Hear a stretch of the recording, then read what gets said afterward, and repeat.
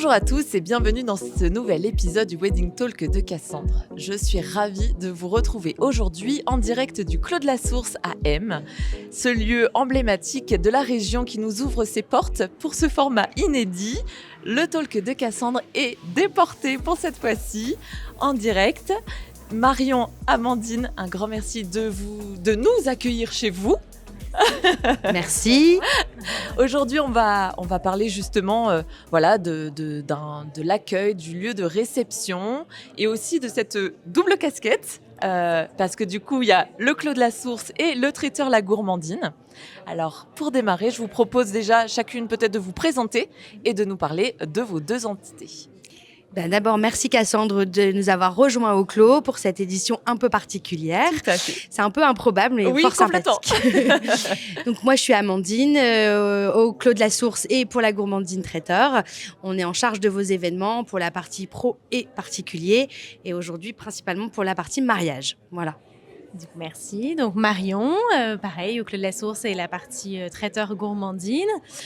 Voilà, on travaille en binôme avec Amandine, voilà, et la double casquette. Ça marche. Et justement, j'allais poser cette première question. Est-ce que vous travaillez en binôme ou est-ce que l'une prend plus part sur un projet ? Comment vous travaillez en corrélation et comment vous accompagnez les futurs mariés ? Tout à fait.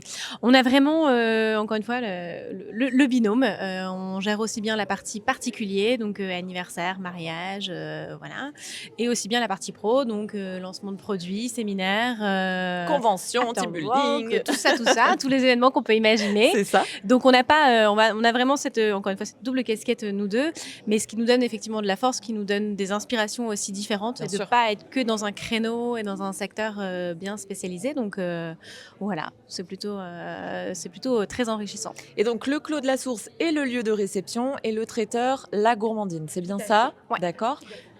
En fait, le Clos de la Source, du coup, je laisserai Amandine présenter la partie gourmandine. En fait, du coup, le Clos de la Source, c'est mes parents qui ont démarré par la gourmandine il y a plus de 35 ans, par une boutique traiteur. Ils ont acheté effectivement le Clos de la Source, qu'ils ont rénové entièrement, du coup, en salon de réception. Et donc, on a tous nos laboratoires de production pour la partie gourmandine. Très bien. Et alors pour la partie La Gourmandine, donc on est traiteur dans tous les Hauts-de-France, d'accord. On est aussi bien traiteur dans des lieux partenaires avec lesquels on travaille en collaboration depuis des années, notamment le domaine d'Achel-Abondu. Et enfin coucou à France qui est venu aussi récemment. Oui, tout à fait. On a aussi traiteur au Château d'Aubry, on est au Clos Barthélemy à Éterpigny, au domaine du Coulommiers, au Bac Saint-Maur, voilà, et plein d'autres libres de traiteurs également. On arrive avec toute notre partie logistique, service et culinaire, bien entendu. Voilà.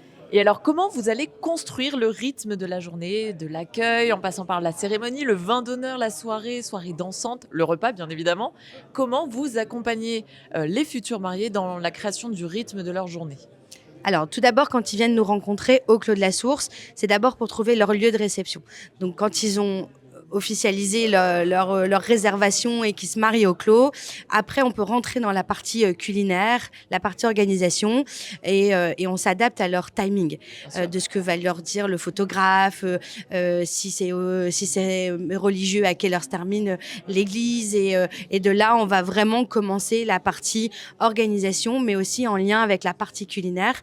On va aussi les guider, les conseiller sur le nombre de pièces au vin d'honneur, sur la partie dîner, ce qui est le plus approprié par rapport à la saison. Enfin voilà, chaque mariage pour le coup est complètement différent. Très bien. Voilà. Tu as commencé, Amandine, à en parler tout à l'heure. La gourmandine se déplace partout, dans le Nord, mais bien même partout en France, et au national, à l'international. Non, peut-être pas. Non, on va rester en France. Comment vous vous adaptez ? J'imagine qu'il peut y avoir des doublons avec, par exemple, aussi un événement ici au Clos. Il peut y avoir différents événements en extérieur. Comment vous vous adaptez en termes de format, de prestations ? Alors déjà, nous, on s'est fixé une limite. D'accord. Notre limite, elle est en adéquation avec notre personnel. Il est très important pour nous que dans chacun de nos événements, il y ait du personnel de la gourmandine qui ont été formés par la gourmandine, qui savent notre façon de fonctionner, parce que c'est aussi eux qui véhiculent notre image. Tout à fait. Donc, on a une capacité de pouvoir faire 5 événements sur une journée de samedi. Donc, on peut faire que ça soit mariage ou anniversaire, mais on se limite à 5, de façon à ce qu'il y ait au moins un référent dans chaque événement, d'accord ? Ça, c'est déjà le principal. Peu importe le nombre de personnes, mais 5 événements. Voilà. Très bien.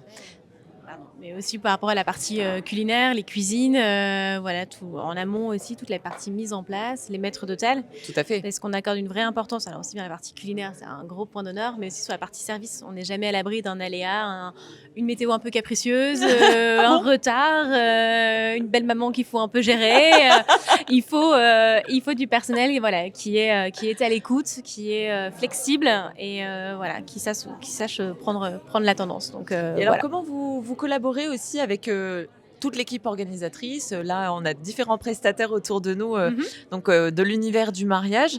Comment vient s'organiser l'intervention de tout le monde pour, encore une fois, avoir le parfait déroulé de la journée? En fait, on a différents profils de mariés. On a ceux qui viennent nous voir en disant « Oh, on est complètement perdus ». Là, on les oriente effectivement sur des coordinatrices, des wedding planneuses, etc., qui vont les accompagner. Après, nous, on prend les souhaits, encore une fois, des mariés, comme l'a dit Amandine, avec les horaires de cérémonie. Tout à fait. L'ensemble des prestataires pour orchestrer, donner un peu des timings, des points importants. Après, l'avantage, c'est qu'on a quand même un beau réseau effectivement dans le Nord, de travailler avec des prestataires et des partenaires déjà pros et qui savent aussi s'adapter. Donc voilà, l'idée, c'est de travailler vraiment en équipe et de faire une cohésion vraiment d'équipe, chose qu'il n'y avait pas encore il y a quelques années où chacun travaillait un peu de son côté. Et là, on prend les spécificités de tout le monde. Le photographe qui doit faire la séance photo au bon moment. Du golden hour, l'entrée des mariés, qui va faire retarder 10 minutes. OK, on en prend en compte parce que c'est hyper important pour les mariés. Et donc, voilà, on va s'adapter à ça. Voilà. Très bien. On parle souvent et même de plus en plus d'expérience un peu client, d'expérience pour les invités. Hier soir, j'ai eu la possibilité de goûter certaines de vos pièces et j'ai eu ce petit cornet qu'on vient prendre du coup dans le plat trempé pour faire un peu comme une mini glace. C'était de la crème fouettée, il me semble. C'est ça, c'est une crème fromagère. J'ai trouvé ça génial en termes de concept. Je sais que aussi c'est aussi vachement votre force d'aller chercher des nouveautés, des concepts un peu créatifs. Est-ce que vous pouvez m'en parler? Alors déjà, donc là pour le côté la gourmandine, on a une carte menu, aussi bien que ça soit des repas de famille, ou mariage ou au séminaire qui est travaillé sur l'année et on adapte selon la saisonnalité pour tout ce qui est accompagnement. Ça c'est hyper important. Et pour la partie cocktail, on travaille 2 cartes par an. D'accord. Printemps-été, automne-hiver. Ok. Et ce qu'on change au-delà de la partie saisonnalité, encore une fois, c'est la partie scénographie. Pour nous, elle est très importante ici. Personnalisation. Alors, on va créer notre carte, mais on sera aussi à l'écoute de la demande du client. Aussi bien pour la partie mariage que pro. Si on a une demande spécifique, alors là, je repense à un des mariages qu'on a eu au mois de décembre où la demande, c'était vraiment d'accentuer sur un mariage d'hiver. On a fait un mariage raclette. Trop bien. Trop bien. Et justement, comment vous allez encore pouvoir pousser au maximum ce côté expérience pour que ça reste un souvenir mémorable pour les mariés? Ça, nous, en fait, on part du principe que l'expérience client, elle est dès le départ. Donc, c'est déjà le premier rendez-vous. Il faut qu'il y ait une question effectivement de feeling. On écoute aussi beaucoup les mariés, savoir s'ils ont des envies, s'ils ont des red flags, de surtout pas ça, ou alors ça, au contraire, on le veut vachement pour notre mariage. Et en fait, les mariés nous le disent quand ils visitent d'autres lieux, disent en fait, on n'a pas eu du tout, on n'a pas été super accueillis, etc. Voilà, on part du principe que ça, dès le départ, une question de feeling et ce qui fait tout. Là, c'est marrant parce qu'aujourd'hui, en même temps, on a un mariage qui se déroule en même temps. La mariée hier me dit mais merci beaucoup. Et je lui dis mais on n'a encore rien fait. C'est aujourd'hui, tout se passe aujourd'hui. Et pourtant, voilà. Et elle me dit mais non, en fait, c'est tout le travail aussi en amont qui est hyper important. Et qui fait que les préparatifs de mariage, ce soit effectivement agréable et que ce soit convivial et sympa. Et forcément, le lieu, il est tel qu'il est, forcément, mais on a de multiples personnalités de couples, de mariés. Ouais. Comment vous arrivez justement à faire en sorte que chaque mariage soit unique? Ouais. Alors, on a, encore une fois, on a des thèmes différents, on a des styles différents. Nous, on va s'adapter notamment donc, sur la partie culinaire. Des fois, on a des couleurs, des mariés qui veulent mettre en avant une couleur. On va le décliner dans le culinaire. D'accord. Après, on a notamment dans notre art de la table, tout ce qui va être vaisselle, etc. On a des déclinaisons très vintage, on a des assiettes très modernes.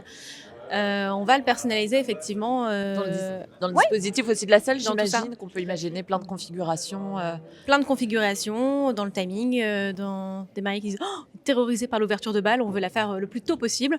Bon, ok, on s'organise et puis après on le déroule. L'idée c'est que pas que le mariage se termine à 23h ni non plus à 7h du matin, mais... Oui, puis ce qui est très chouette aussi, c'est qu'il y a différents lieux, différents espaces. Donc, on a la Grange, on a la Nova. Là, ici, actuellement, nous sommes dans la Nova. Il y a l'extérieur.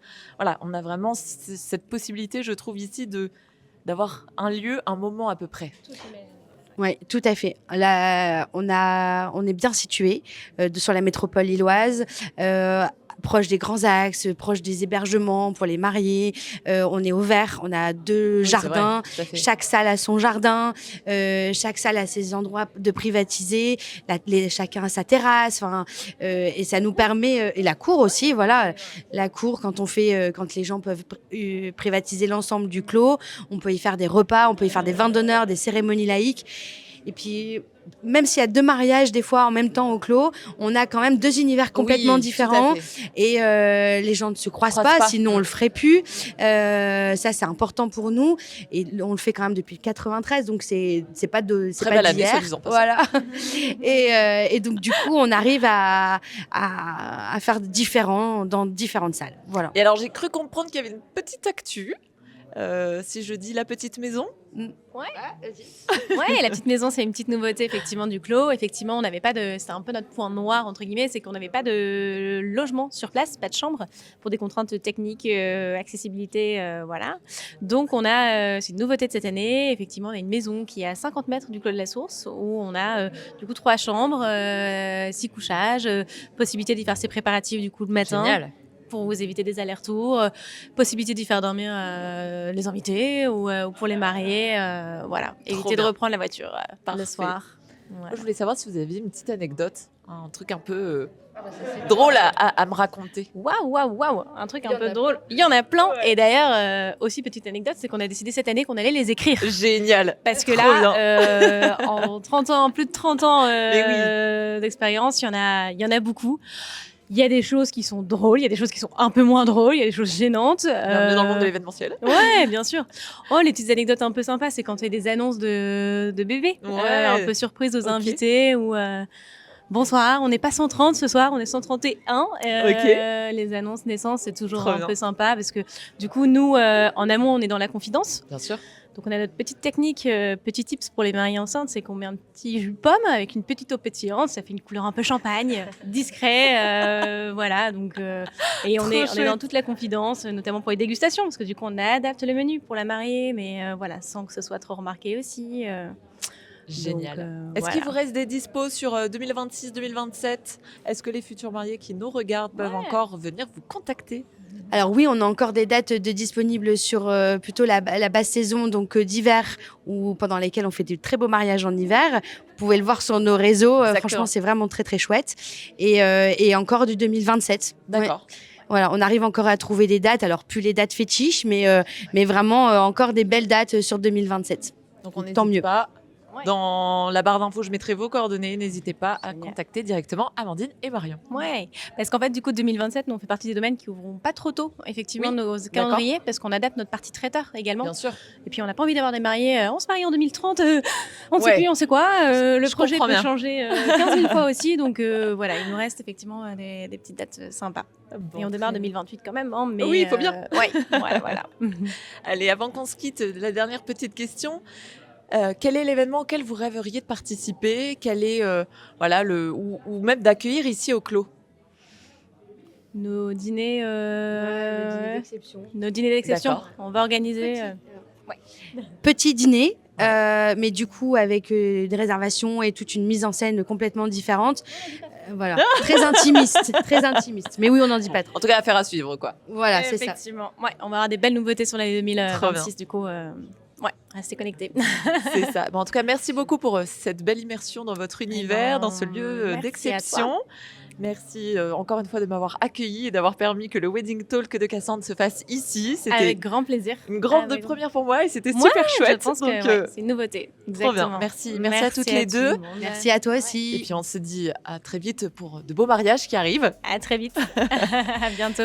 Merci à tous de nous avoir regardés et rendez-vous dès le mois prochain pour découvrir mon nouvel invité. Merci à tous.